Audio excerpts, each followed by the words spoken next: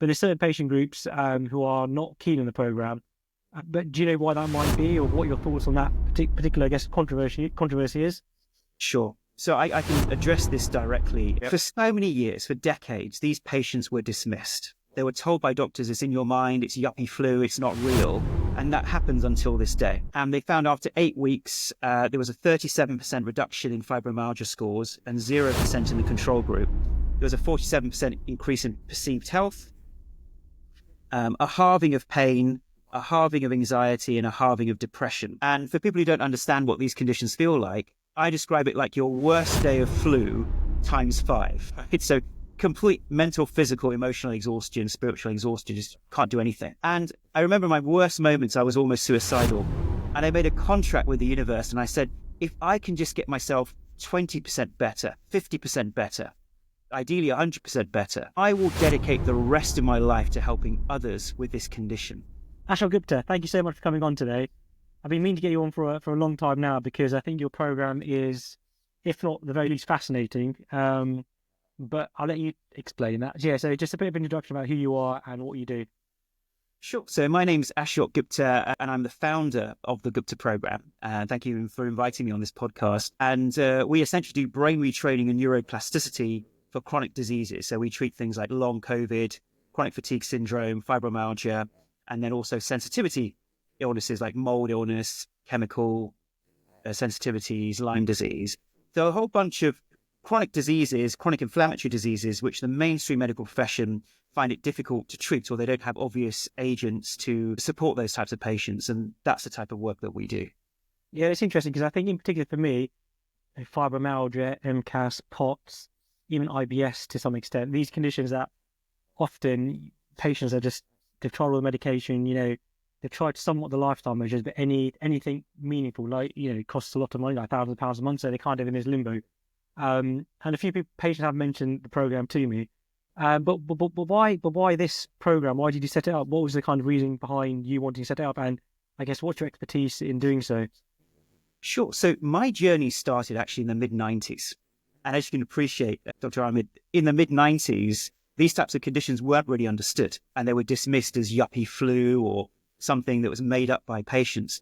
So I contracted ME and chronic fatigue syndrome in the mid-90s whilst I was studying as an undergrad at Cambridge. And I remember I had this virus and it seemed to go, but my symptoms got worse and worse to the point at which I felt I had to crawl to the bathroom just to get anywhere. I would look at words on a page and not be able to understand them or read them.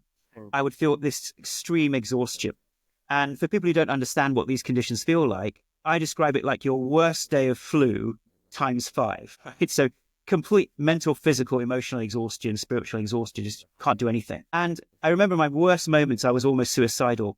And I made a contract with the universe and I said, if I can just get myself 20% better, 50% better, ideally 100% better, I will dedicate the rest of my life to helping others with this condition. Because I met hundreds of others who are also suffering.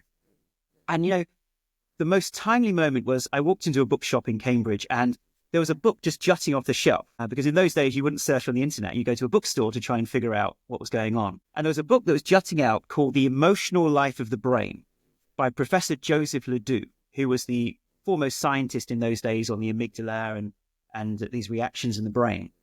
And I just picked that book off the shelf and that book changed my life because I believe that book contained the knowledge that then helped me develop the hypothesis as to what causes those conditions. And using that knowledge, I, in an ad hoc way, retrained my brain. This is the mid to late 90s when neuroplasticity was very, in its infancy, and managed to get myself 100% well. And then I set up a clinic to treat others. And since then, we've obviously published randomized controlled trials and we have an app and various things. So that's been my journey. And really, my passion is helping patients with these conditions because they don't have anywhere to turn.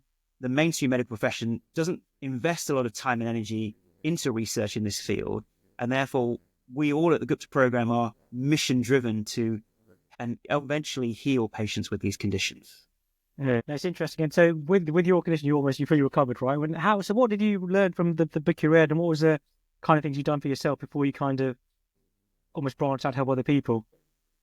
Yes, I think the main principle was that our brain and our body are designed for survival. This is that number one point, which I think explains so many of these different illnesses. So from an evolutionary biology perspective, we are survival machines. And so when it comes to plants, single cell organisms, invertebrates, vertebrates, reptiles, mammals, human beings, we contain that lineage of survival instincts and survival processes. So we're designed to adapt to our environment, procreate, survive, and essentially pass on our genes to the next generation. So that's the starting principle, and which I learned from this book. And therefore, the brain is wired for survival and protection. And sometimes it's very easy for the brain to get into hyper survival responses. So from a logical perspective, we can see that makes sense as far as the brain is concerned, that it cares about your survival, not your well-being. And the key principle there is, therefore, if we look at threats to us as human beings, we have emotional threats which cause a fight or flight response, a fear response, an anger response. So that could be a wild tiger running towards us, or it could be a rival tribe, throwing spears at us. That would initiate our protective response in the amygdala and insular parts of the brain, and we'll talk about that later. And that's our survival response. But similarly, the biggest threats that we face are viruses and bacteria and toxins in our environment. So in a similar way, and this wasn't in Professor Joseph Ledoux's book, I believe that similar brain structures are now involved in those types of defensive responses. So if we get a virus like COVID-19, like a flu, our brain goes into survival mode because it knows that actually many people die from these conditions. These are life-threatening conditions. It's just that we don't appreciate that because we see them as an inconvenience. We take a few pills and we're done, and it's okay. So the brain goes into the survival mode, and normally the brain triggers the immune system and nervous system. We fight off the virus, the bacteria, and then the system comes back to its balanced, normal state. But this is the key bit of brain neurology. We believe in our model that the brain, as a result of certain circumstances, for instance, it feels weaker or more vulnerable, it decides that even once it's fought off the virus might be hiding in the body somewhere, or it may not be fully fought off. So the brain goes into a hyper-defensive mode, overstimulating the immune system and nervous system. And Dr. Ahmed, you might say, well, what's the precedent for that, for instance, in COVID? Well, interestingly, it's already been proven that in COVID-19, the people who died from COVID-19 didn't die because of COVID-19 per se. They died because their own immune system hyper-reacted to the virus, caused a cytokine storm, which then caused massive inflammation in the lungs, closed the airways, and eventually stopped people from being able to ultimately breathe and for their immune system to be at a normal state, which made them pass away. There's actually precedent for this idea that actually the main issue with how our body responds to viruses isn't necessarily the virus itself, it's our own body's over-response. So just like people dying from COVID is an acute response, we believe that long COVID and similar things like ME, chronic fatigue syndrome, are chronic responses, chronic immune responses to an initial threat, where the body doesn't switch off its defensive responses. And so there's precedent for this idea. And that's what then causes ongoing infection. And you mentioned many other conditions. So let's take IBS, for instance. Many people who have IBS, they often can remember a certain time when they got food poisoning, or they ate something that didn't feel right with them.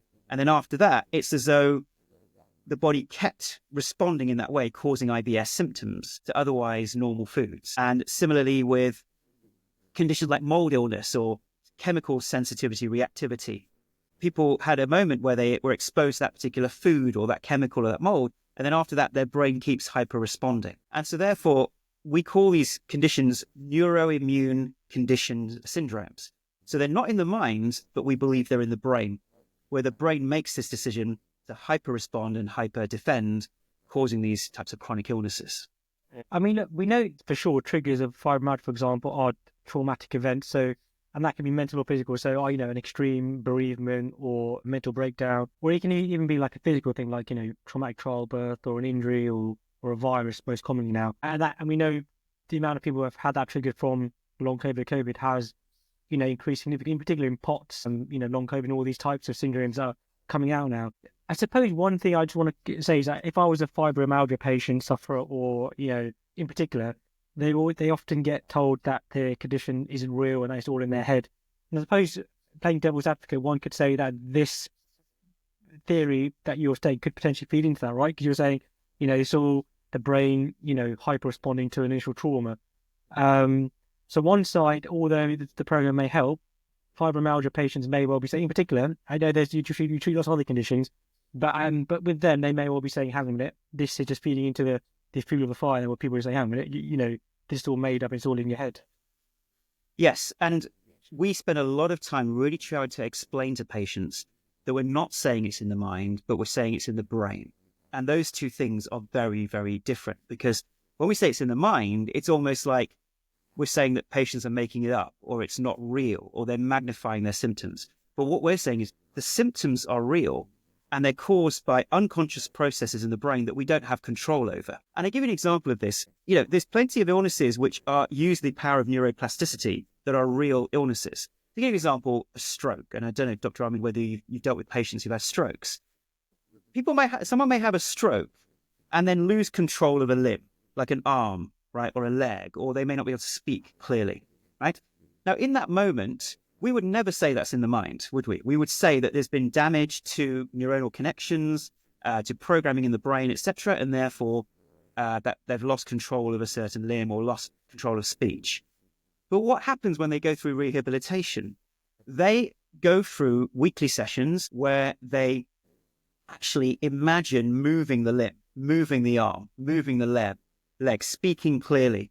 And now why do they do that? Because it is theorized that then creates new neuronal connections that fixes some of the damage that was done by the stroke. We would never say that a stroke is psychological or in the mind, and yet we don't give those stroke victims drugs to try and recreate new neural pathways. We use the idea of neuroplasticity. And in a similar way, imagine if we said that as a result of COVID or an infection or a car accident, many people get fibromyalgia after a car accident, that what's happened is the software programming of the brain has got disrupted so that the parts of the brain that are involved in immune responses and nervous system responses, they've got stuck after that traumatic event, and they keep firing off the immune system and nervous system. Now, we can't directly retrain that. There's no drugs apart from anti-inflammatories that can calm down and switch off these inflammatory responses in the longer term. Therefore, what we've designed in the Gupta program is very specific, unique ways that we can influence those parts of the brain, which are normally beyond our control, and be able to get the immune system and nervous system to reset itself and get back to its normal baseline. But that isn't saying it's psychological. It is just like rewiring the brain in a stroke. We are rewiring the brain after a traumatic insult of a virus or bacteria. It's interesting because I had a guest on the podcast recently. I'm yet to read the episode, from King's College, and they're a team who are heavily invested in autoimmune conditions. And interestingly, they've been looking a lot recently at these kind of syndromes, in particular fibromyalgia, long COVID, ME, FND, all these kind of things. And one thing they're highly convinced of, they've got a paper in rats on this, not yet on humans, but saying that almost certainly that fibromyalgia is down to an autoimmune condition where they definitely produce antibodies, and these antibodies are replicable in other people. So my question is, if it does turn out to be an autoimmune condition, now also we know autoimmune condition can present with various symptoms, and that can have a wide array of treatments. Because sometimes an autoimmune condition, it's lupus, for example, the treatment is not that effective, even though there is a treatment plan for it. But what would you say to people who say, look, if it's an autoimmune condition, why would not mind, but why would brain retraining work for an autoimmune condition? We totally agree with the results of that paper. That yes, there may be excessive antibodies. Yes, there may be autoimmune effects, and certainly fibromyalgia, long COVID, chronic fatigue. There are symptoms within those conditions that mimic many symptoms of autoimmune conditions, because this goes exactly the way we've described in our hypothesis, that the immune system is overreacting. And if an immune system overreacts, it is likely to attack its own tissues. And we see that in long COVID, where people actually have excessive inflammation in the blood vessels, in the heart, potentially in the lungs. And so therefore, the causality isn't there. Just because you find the fact that there's excessive antibodies or there's autoimmune effects going on, doesn't mean that that's the causation of the condition. It's simply saying that there is something present there.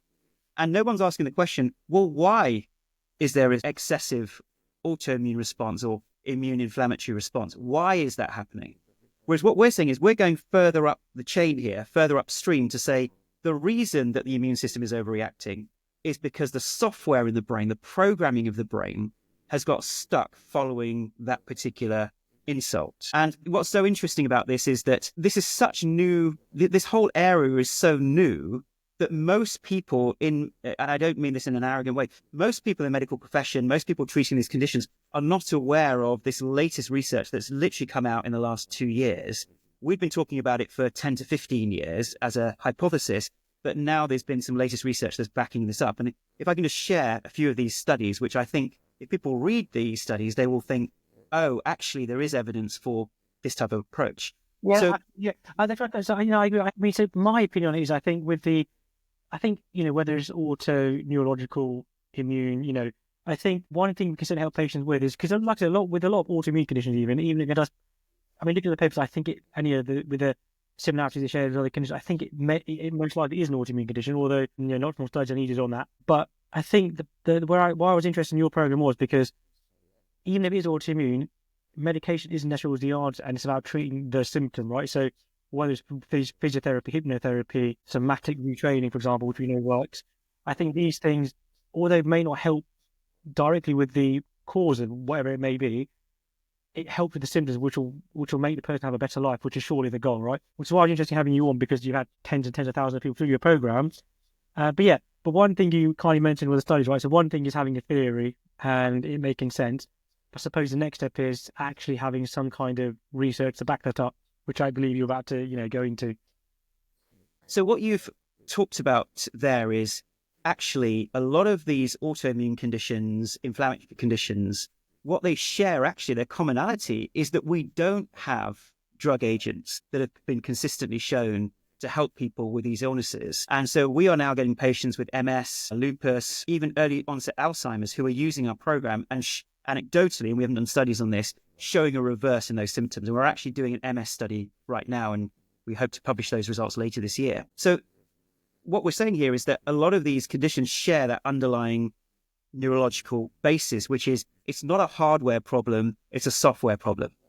So you give someone anti-inflammatories, what you're trying to do is offset what the body is doing, because you're thinking that what the body is doing and the antibodies it's producing, the inflammatory response, is somehow a mistake and therefore needs to be offset with anti-inflammatories. But imagine if we've got this the wrong way around, that actually it's the software, it's the programming of the brain that is telling the rest of the body to inflame itself because the brain still thinks it's under threat and the body's still under threat. And that, to me, makes complete logical sense in any other way that we'll look at this. So let me describe some of the brain neurology that seems to support this. So firstly, they take rats, and this is studies done by Dr. Adder in the 80s and 90s, so this actual research is very old. They would take rats and they would give them an immunosuppressant combined with sweet water, and they would repeat that 5 times. So immunosuppressant and sweet water. And each time they did it, the rat's immune system would be suppressed. That's instruction it's being given. Then they brought the rats back to baseline. Then they gave the rats just sweet water without the immunosuppressant. And guess what happens? The rat's immune system is suppressed. And when they did multiple dissections on the rat's brains, and they tried every single brain structure, they found that it was when they put lesions in the amygdala and the insular part of the brain, this conditioning immune effect did not happen. Yeah. So that means that it must be to do with those 2 brain structures. And then recent studies by Dr. Asia Rolls, and this was groundbreaking studies that once again didn't make mainstream news, but to me is fundamental to us as human beings. They took rats and they gave these rats an irritant that caused inflammatory bowel disease in the guts of these rats. And they then measured the electrical signature in the insular part of the brain. So the insular is this brain structure that sits between the limbic system and the cortex, sometimes known as the insular cortex, and it's part of the cortex. Part of the brain is designed to take in all incoming information from the body, so neurological information on the immune system, information on our external environment, put all of that information together, pool it, and decide the appropriate autonomic or immune responses to maintain homeostasis. So it's essentially the guard or the sentinel that makes sure that we are functioning well as human beings. So they measured the electrical signature in the insula when these rats were given the irritant, and they brought these rats back to baseline. And then the next step, all they did was trigger that same electrical signature in the insular part of these rats' brains. And guess what? They created exactly the same inflammatory bowel disease without any external irritant. And that's the first time on the planet that a conditioned immune response that's external or physical then gets relayed back to the insula and gets stored in the insular part of the brain, ready for the next pathogen or the next insult, which makes sense because the brain is a very efficient machine. Now, their prognosis there was, well, actually, if this is the case, if we have people who've got immune disorders, inflammatory disorders, if we can put them into an fMRI scanner and get them to stop the stimulation through the insula, maybe we could actually get people to overcome lots of different illnesses. And guess what? That's exactly what we are doing with these neuroplasticity approaches, which is saying that a peripheral defensive response, such as to COVID or food or whatever it may be, that information gets stored in the insula, ready for the next pathogen. But the problem is the brain is hyper efficient, so therefore it creates a over-the-top survival response or defensive response, and we can now control that. And this process would include things like hay fever, even nut allergies. So now the latest advice obviously is if people have nut allergies, what they're finding in certain studies is if children are given those small exposures actually in the first 6 months, 6 to 9 months of being a child, then the brain is less likely to create those defensive responses. So a lot of the defensive responses that we have to our environment are conditioned and learnt based on an over-defensive response, erring on the side of caution. And therefore, this idea that it's stored in the insula and amygdala now has scientific backing to it, albeit within animal studies. But as I understand it, there are now studies being done in human beings to test the reactivity of the insular part of the brain. And so that's an example of the latest neurology that's supporting the underlying basis for all of the types of treatments that we deliver. Okay. And I did have a look, and you guys have got quite a few studies on your program specifically. Before we go into them, just touching on what you've just said, I think what people are always a bit skeptical when we look at rat studies, understandably, because it's not humans, right? So I think the next step on humans will be key, because the theory of having a trauma that's one part of the brain ready for the trauma happening again, I guess theoretically does make sense, but again, theory in real life is obviously we need studies on that. But so what does your program do specifically that can help with that? Yes, and just to take a step back, actually, there have been plenty of studies in fibromyalgia that have showed abnormalities in the insular part of the brain. So certainly in fibromyalgia and different pain conditions, we know that there can be hyperactivity in the insular part of the brain. There can even be sometimes a shrinkage or expansion of the insula as it takes in more information. There can be expansion in the cerebellum in certain sensitivity reactions. So we know that there are changes happening in the brain based upon how sensitive the brain actually is. And some of those are focused in the insula. And we also know that when people have overcome pain conditions, then the insula's activity goes back to normal. So in fact, this also fits with our hypothesis that it isn't just immune responses, but actually pain networks and hyperactive pain networks are being routed through the insula and amygdala parts of the brain. Sure. So I'd love to share some of those studies with you as well. Yeah, I think but I think I'd be careful because it's such a close link between immune and a neurological response or pain response. So it's hard right now to say, okay, with these therapies that we're doing, are we just helping the symptom, the pain, and helping that alone, or is it the immune system that's kind of are we treating the immune system? We don't know the answer yet, and there's lots of theories out there. Obviously, there's the autoimmunity part of it. There's the insular and amygdala part of it. That's why I think studies are key. But yeah, so if you go ahead and to show what those studies are, or if you can discuss those studies, I think they'll be really interesting actually to put it into context. Yes, you mean the clinical studies that we've performed? Yeah. So we've actually published now 6 independent studies, which people can see for themselves, and 4 of those are randomized controlled trials. So one randomized controlled trial that we did was early on. This is 2012, quite a while back. And that was a study on ME and chronic fatigue syndrome. And compared to a control group, we certainly showed after 12 weeks significant improvements across physical symptoms, energy, pain, etc.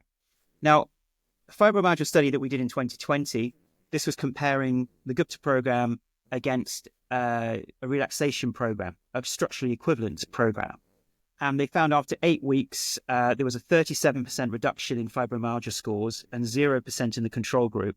There was a 47% increase in perceived health, a halving of pain, a halving of anxiety and a halving of depression. And this was an independent study, as mentioned, and people can read those results. So there was about 45 patients involved in that particular study. So these are smaller scale studies, but the results were still highly significant with large effect sizes. Okay. Then in 2023, there was a study published on long COVID where they compared our program to a wellness program. And this is probably the study where there was a closest resemblance between the two interventions. So the control group was actually a 12-week program that included advice on sleep, advice on diet and nutrients and nutrition, advice on activity levels, all aimed at people who have these types of chronic conditions, so specifically long COVID, and it just helping them in their general lifestyle and supplements and diet. And they found after 12 weeks that compared to the control group, the Gupta program was 4 times more effective at reducing fatigue and exhaustion, twice as effective at increasing levels of energy, and there was close to a 97% increase in energy levels. And once again, independent RCT that people can read for themselves. Once again, about 45 patients involved in that particular study. Now, we recently published, this is last year, a clinical audit of our patients. Once again, an independent company came in, assessed our patients, and this was after 12 weeks plus of using the program. And across 14 different conditions, there was the percentage improvement in health and functioning using the EQ-5D visual analog scale. Cool. And what they found is, for instance, with long COVID, N equals 30 here, there was 84% improvement in health and functioning for long COVID patients, 62% improvement in fibromyalgia, a 70% improvement in chronic fatigue syndrome, 67% improvement in mold, and so on and so on. And that was across 14 different conditions. And then finally, we've just published, once again, an independent study just published on older adults on sleep, depression, and cognitive decline. And they found after 12 weeks of using the program, there was a 37% decrease in depression, 56% improvement in sleep. And this was very interesting, a 26% improvement in working memory. And decreases in emotional dysregulation. So these are just an example of some of the studies that have been completed and published, and we've got several studies in the field. Now, one of the criticisms that has been labelled against this type of approach is, well, these could be subjective outcomes. Now, the fibromyalgia study that we published, that actually used an objective marker, which was BDNF, which is brain-derived neurotrophic factor.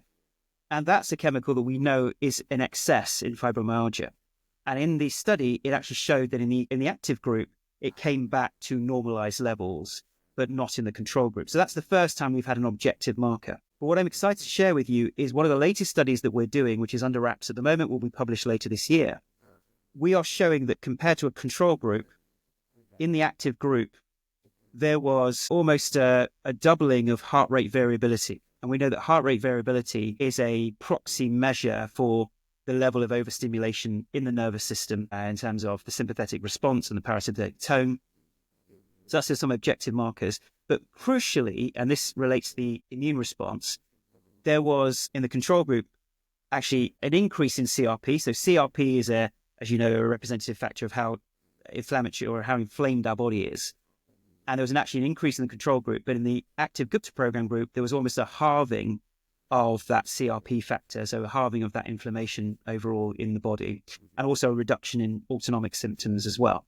Now, when that study is published, I hope that then garners more interest from the skeptics, because they can't then say, oh, but we're not seeing any physical effects in the body. This is actually showing physical effects in body compared to a control group. And therefore, hopefully that will then trigger more interest in this. And, the reason this is controversial is because this actually comes down to the way that we think about the body, the way medicine is structured. And don't get me wrong, I'm not anti-medicine, of course I'm not. But it's structured to treat a specific type of condition, and very much structured around infectious diseases, actually. There are things that go wrong in the body, and when those things go wrong, then it's wrong because at the most reductionist level, at the biomedical, biochemical level, something is in excess, something is lower than it should be, and therefore we use drugs to treat that at that level, at the cellular level. But of course, in these autoimmune and inflammatory diseases, which we don't have much medications for, the reason we don't is because it's not the hardware, it's the software. It's the programming of the brain that has become malfunctioning.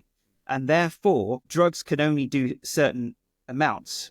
And actually, in some ways, those drugs could potentially have an opposing effect. Because if the brain is saying, we are in an emergency, and then we give drugs to switch down that emergency, the body or the brain may over-respond. And that's classically what has happened in beta blockers, benzos, and the whole controversy about that when doctors have given benzos for longer than 2 or 3 weeks, they then have a highly addictive quality, which means that people can't come off those drugs and then are either long-term addicted to those drugs or indeed have worse symptoms when they try to come off them. Because when you oppose the brain's emergency response, it then can ratchet up its potential responses. So in a similar way, in these types of conditions, if these are issues where the brain following that insult has got stuck, how can we ratchet down those responses? And so a lot of people do heal from these conditions when they change their diet or they take supplements, which we believe is having an indirect effect on the brain, where the brain thinks, oh, I feel better as a result of this lifestyle and diet changes, therefore we are no longer in danger, therefore I can switch off these types of responses. But many patients don't heal from those types of approaches.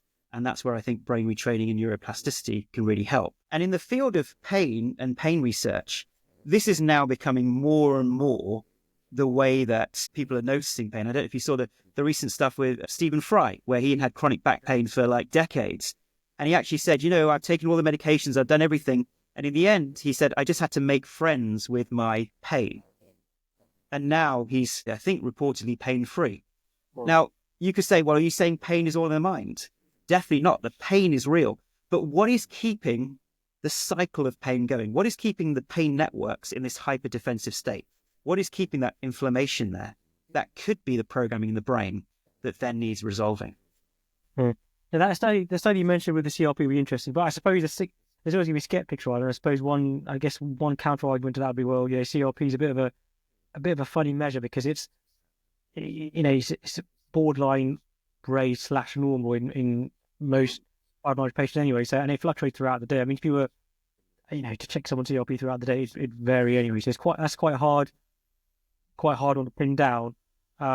That's where you average across control group and active group. So if you've got 2 groups of people who are age matched, they've been randomized, and then obviously you compare their CRP levels, then that's the best that you can do objectively to then make that comparison, I think. Yeah, I think you can control it. But I mean, there's so many things like sleep. I mean, if sleep, diet, what they've eaten, if they're stressed, there's so many different factors, right? But I think that at least is a starting point with some kind of objective marker to say, look, because I agree. I can see where you're coming from, because how can you almost disprove the skeptics? There's not the only kind of thing we have are inflammatory markers. There's nothing else we can give as a result.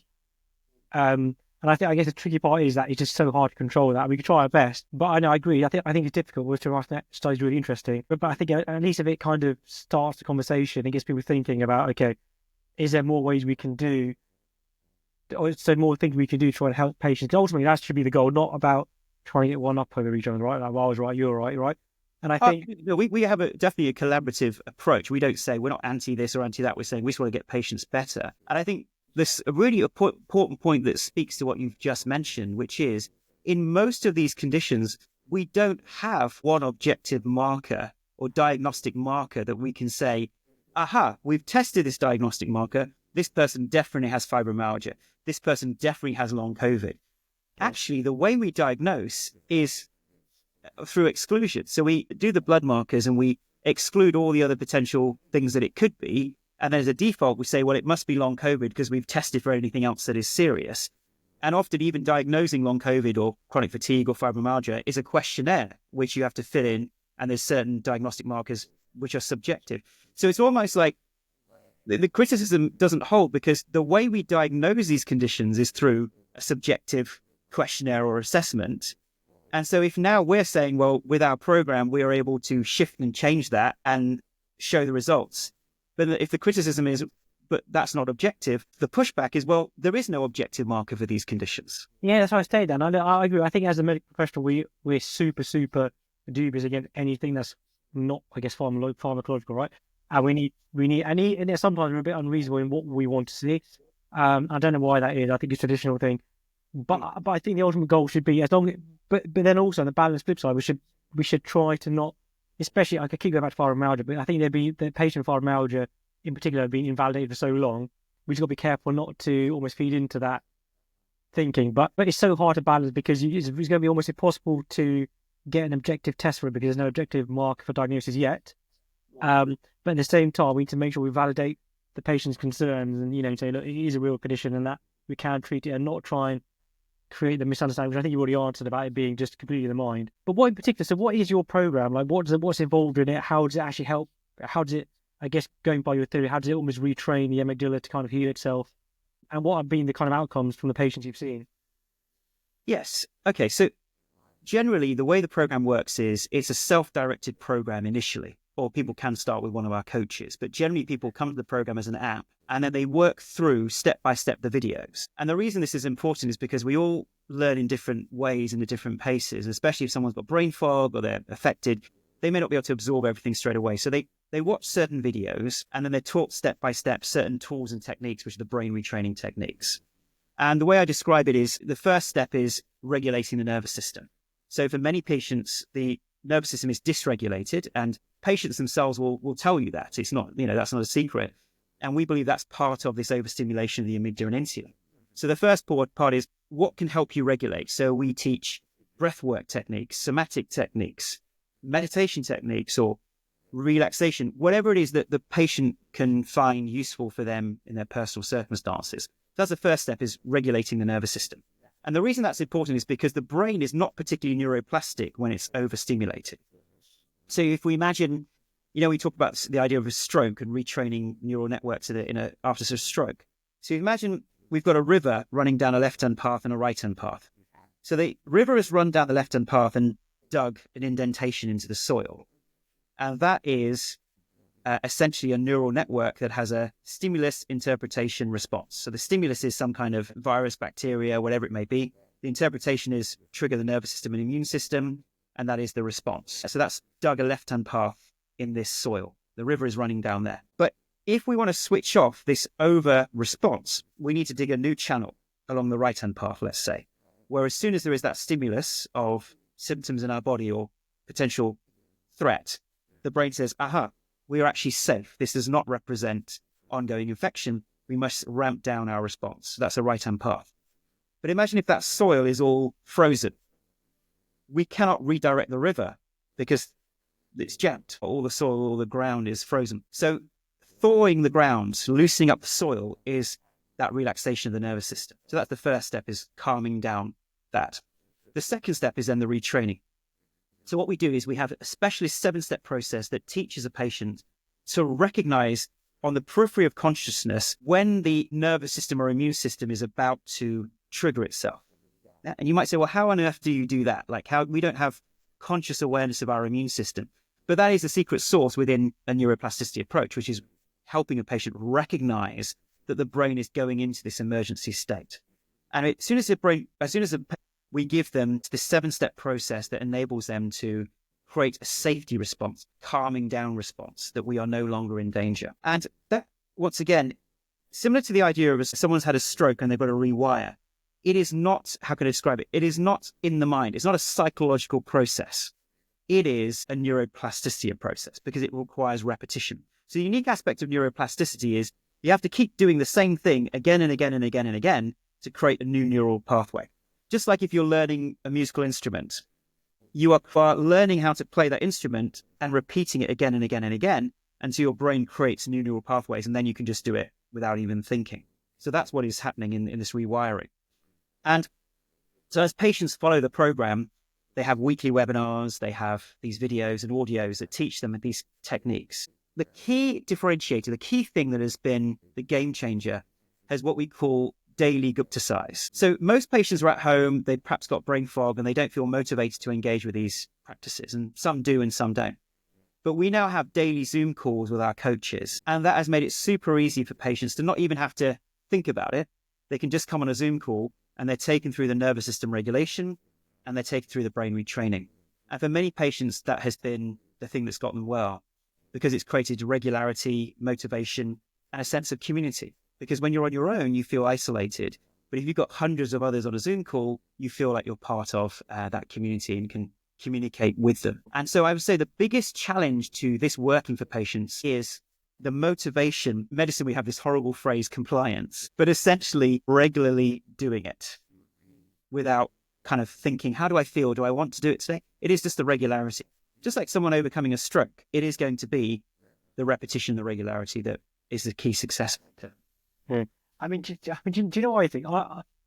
So we know that I mentioned the triggers before, so whether it be mental health, physical, whatever it may be.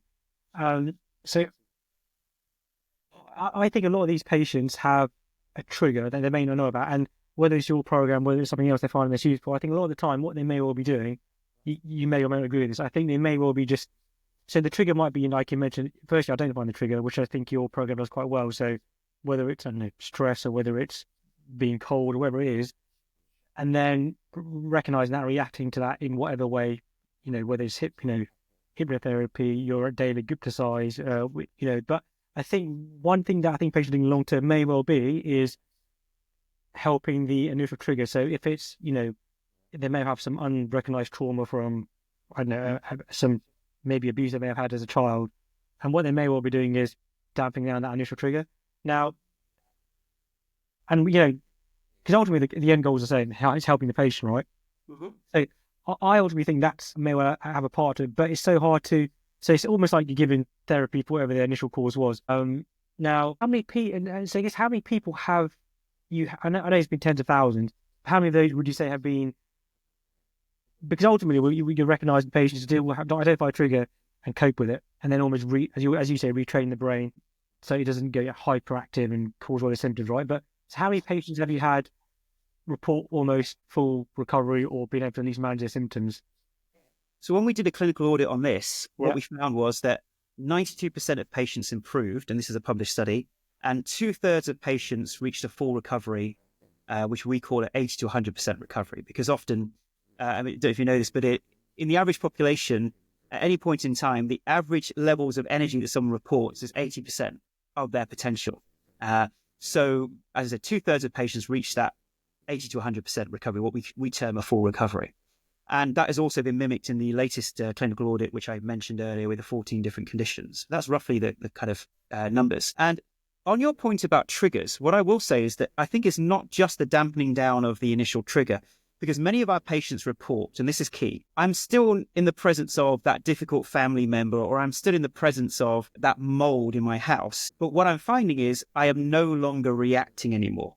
So I'm no longer getting the symptoms, but I'm still in the same physical environment that I was before. And because the program's helping to deal with the trigger, right? So whatever the trigger is, that's my point. So whatever the trigger is, I think going back to all of this, because there's in the middle, right, you've got a massive argument about, okay, what's the cause, But actually, if you look at the end goal, getting the patient better, and the beginning, people generally agree with the beginning point, right? Whether it's a virus, mold, car crash, pregnancy, mental, whatever it is, and getting someone better, the middle bit's obviously blurry, right? And I think that's where most controversy is. But I think what ultimately the end goal, to get to the end goal, you have to do is dampen down this bit, right? Yes. So whatever the trigger is. And I think sometimes respond to the trigger. Yeah, exactly. Yeah. So, and so I think a lot of people miss that point, because I agree we need to have, more studies done on it, but ultimately making the patient better is the goal. And as long as you're not, as long as you're validating their condition and not saying, you're not essentially selling any snake oil, I think that can only be a positive thing. Now, one thing I think we should touch on is, is around sort of certain patient groups, who I'm not, whether it's down to misunderstanding or not, I guess reaching out to you. I'm not sure whether you have direct access to them or not, or spoke to them. But there's certain patient groups who are not keen on the program. And like I said, but do you know why that might be, or what your thoughts on that particular, I guess, controversy is? Sure. So I can address this directly, and let me describe what I think is happening here. Yep. For so many years, for decades, these patients were dismissed. They were told by doctors, it's in your mind, it's yuppie flu, it's not real. And that happens until this day. So a lot of these support groups were initiated to really help patients feel validated with their condition, in terms of it is real. There are loads of objective markers that we can measure that show that there's physical abnormalities in the body and the brain. So these are real physical illnesses. It's not in your mind. And this was a really important step, because these patients were being dismissed simply because the medical profession cannot measure, there's no diagnostic marker. So of course, the doctor's like, well, we can't measure it, so it's not real. It doesn't exist. So the patient groups came to really have advocacy and support patients. But the problem was that then those patient groups were advocating for the very thing that didn't exist, which was an objective diagnostic marker and some kind of physical agent, as in a drug, that's going to help these patients, because that would then justify that this is purely physical, it's not in the patient's hands whatsoever. There hasn't been anything that's been able to show that. So do you see the irony is that these support groups were there to support that, but then they've put all their money into funding research that hasn't actually given any results or shown that there's any agent that can support this. So then what happens is along comes neuroplasticity and brain retraining and this whole hypothesis that it's in the brain. And it initially looks like, oh, because they're not using drugs or surgery, these guys are saying that it's in the patient's mind. But we're not saying it's in the mind. We're saying it's in the brain beyond conscious control. And it's in the neurology, right? So the brain and the neurology connects to every single organ, every single part of the body. It tells the body what to do. That is the nervous system. The mind and the emotional responses are just one small part of that overall nervous system. So we believe it is in the brain, and the brain is obviously triggering these inflammatory and over responses. Now, unfortunately, support groups pose it, but because they think, because we are using these neurological processes, we still are dismissing the patients and saying it's in the mind. But I keep going back to that example of the stroke. It would be rude, it would be inaccurate to say to that stroke patient, oh, look, you're not using drugs or surgery to get better, so that stroke was all in your mind, it didn't exist. We would never think of ever saying anything like that. And yet, that same principle is used in rehabilitation from a whole bunch of different conditions, actually.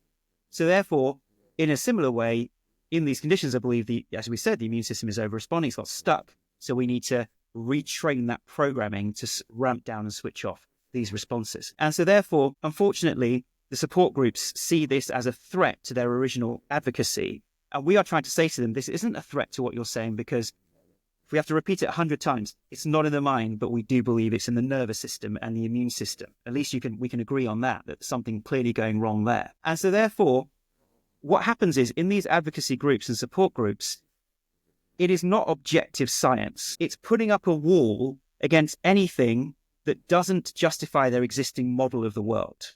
And that to me is not objective science. That is a loyalty to a certain model and a certain way of thinking. And I would encourage support groups to say, look, if you could be open to this approach, why not fund studies? Why not look at this approach?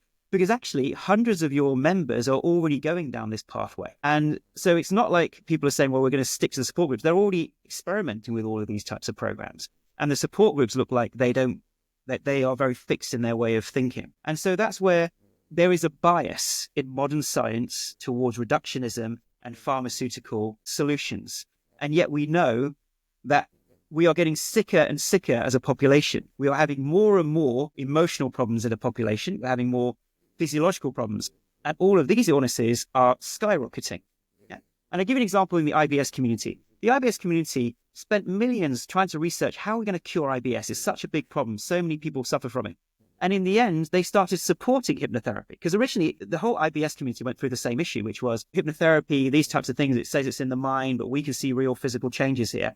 Eventually, gut-directed hypnotherapy became a more, I wouldn't say it's a standard treatment, but certainly more accepted, because nothing else was working. So do you see my point? That we already see the transformation for that condition. And we treat plenty of people with IBS with very similar things. We don't use hypnotherapy per se, but in a similar way, we're ramping down that nervous system and immune system response and gut response, where the gut is tightening up in a similar way to it did when it first encountered that particular food or food poisoning. Yeah. So that's my way of looking at this, is that this is an implicit bias that has been caused by ongoing advocacy. I understand and sympathize why support groups feel this way, but I would also say that if you disagree with this approach, why aren't we funding studies to disprove it? Yeah, and they will say, well, why aren't you funding studies to approve it? I would say, because you guys have the money and you're channeling it towards pharmaceutical approaches, and that's the bias in modern science. Yeah, and also, well, it's a tricky one to try and navigate. I guess without having a spokesperson from them, it's hard to say what their actual views on it are. But I think one thing's for sure, I think the amount of funding for non-pharmaceuticals is obviously, I mean, this is clear for everyone to see, is almost negligible compared to these other kind of therapies, which have been shown to work, across various things, in particular hypnotherapy. I think hypnotherapy is and things like acupuncture has only very, very recently come into the NHS, but these have been around for hundreds of years, right, and been shown to work. So I think medicine is very slow on non-pharmaceutical medication, which comes down to the funding. And unfortunately, I think money. If people can't make money from it, then they're not going to fund it, right? And so that's the challenge. And gut directed hypnotherapy only became popular because there was literally no choice. There was nothing else that was helping these patients consistently, apart from the odd medication that might have peripheral effects.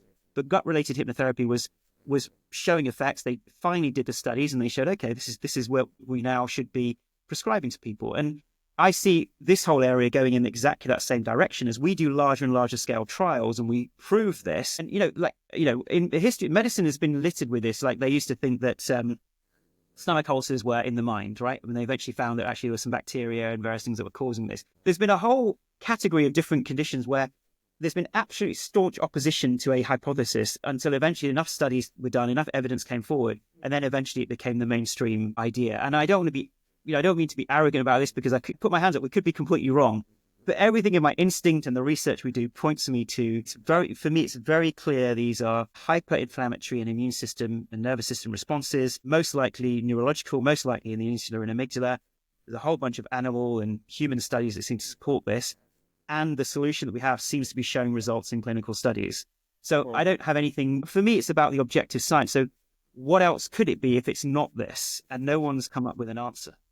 I think the whole argument I think the odds are stacked against non-pharmaceutical treatments. I mean, if you look, I think gabapentin, for example, is one of the most overused, without doubt, painkillers out there. But, the manufacturer of gabapentin got sued a while ago. People don't know this because they were saying it had a bunch of indications when it didn't. Yet, still to this day, we still prescribe it. I mean, obviously, for seizures, that's a different thing. I'm talking specifically for pain, right?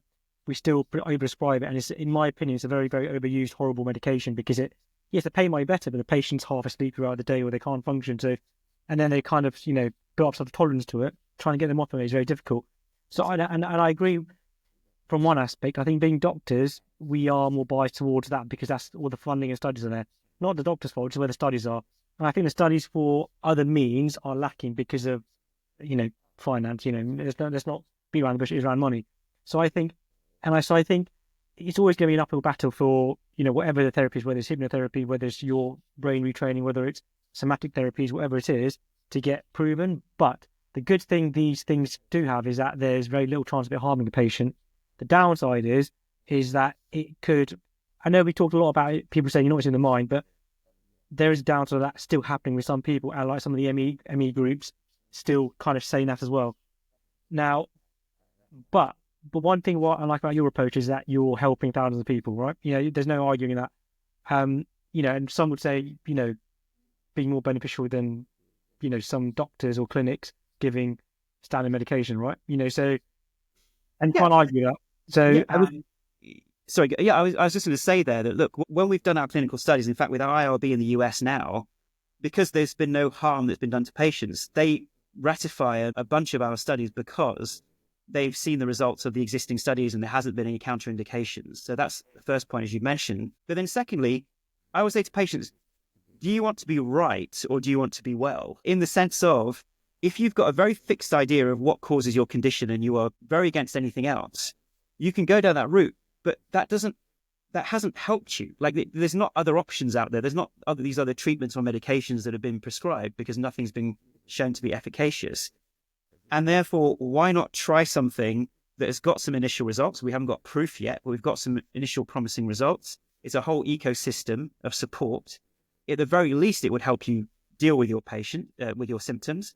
And indeed, with our studies, show actual shifts and changes in the way you feel and improve your condition. So I think over time, what we're seeing here is just a transition in the way people are looking at these conditions as a whole. I think that's what we're seeing over time. And in fact, the Oslo consortium, this was a consortium of researchers in Norway, Scandinavian countries, and I believe also some German researchers as well. They just published a paper, and I'll send you this, where they said after decades of research into chronic fatigue syndrome and also now looking at long COVID, we believe that it is likely that this is some kind of condition response in the nervous system or brain that is causing these ongoing symptoms, because we don't see any other objective markers or ways of actually treating this. Here's a consortium of researchers and doctors completely independent from any neuroplasticity program who are saying that this is the likely reason for these conditions. And so I believe over time, we are shifting the medical model away from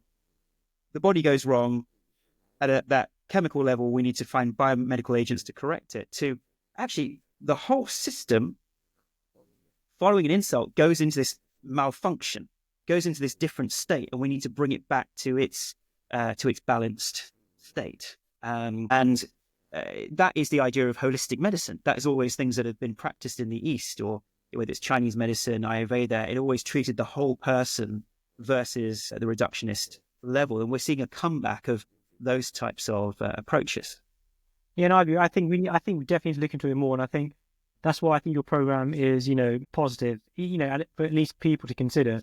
And a lot of people might be dubious about it, but I think it's, going to be very little harm to anyone to at least consider it. And I think we do need to be more holistic about these conditions, not just focus on medication. But I think we're getting there slowly, but I think there's a lot of work still to do. And I think there's various things, modalities. I think it's about incorporating all of them and doing them regularly, which is, I think, the challenge, is particularly in NHS, say, even if something simple as, physiotherapy, some of the stuff's not even offered, like hypnotherapy, which I think is a great tool to have, depending on the people, along with even nutritionists, like you mentioned, all these things. But the problem is, it all has to be tied in together, maybe with your program as well. But the key thing is doing it regularly. And most people on the NHS either don't have access to it or can't fund these things, because a lot of the time you have to pay the professional hour privately, and that can build up. That's why I think there is a benefit in doing in large groups on an online platform. But look, and actually, something you just mentioned there has reminded me of, and you'll see this day to day in practice, the whole depression field, right? So we know that some of the studies, when you aggregate all of the depression studies, the large scale studies, we know that antidepressants are more effective than control.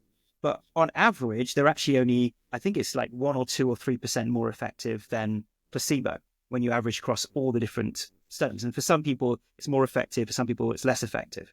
Now, we know that in depression, despite all these medications and all this research, the levels of anxiety and depression continue to increase in the population. And as I understand it now, the NICE guidelines incorporate, and correct me if I'm wrong, or maybe it's not the NICE guidelines, but certainly doctors are now encouraged to not just prescribe medications, because actually they're not shown to be particularly efficacious, but look at social gatherings, so giving people opportunities for that, or looking at, for instance, exercise or shifts in lifestyle that can improve their depression symptoms, because those would show longer term effects and potentially even look to, cure someone of their particular condition versus just treating the symptoms. And we even know now the idea of excessive or reduced serotonin as a concept is itself potentially flawed. So this is the idea of where a standard model of this is depression, low serotonin given SSRIs, is now being completely turned on its head and challenged, because actually the science doesn't support it. And in a similar way, I think we'll see that with these inflammatory diseases. Yeah. Look, I think it's, at the very least, I think it's an important conversation to have, and just challenge people's perception of it, and just challenge the fact we have to give people thinking we have to give medication, because I don't think that's necessarily the answer. So I think at the very least it's doing that for people, which I think is only positive. But look, I want to thank you for your time today. I think there's been lots of questions around your program and how it works, and I think I've certainly understood it a bit more. I think lots of people find it really useful. So thank you. Thank you so much. Thank you for having me on your podcast. No, thank you.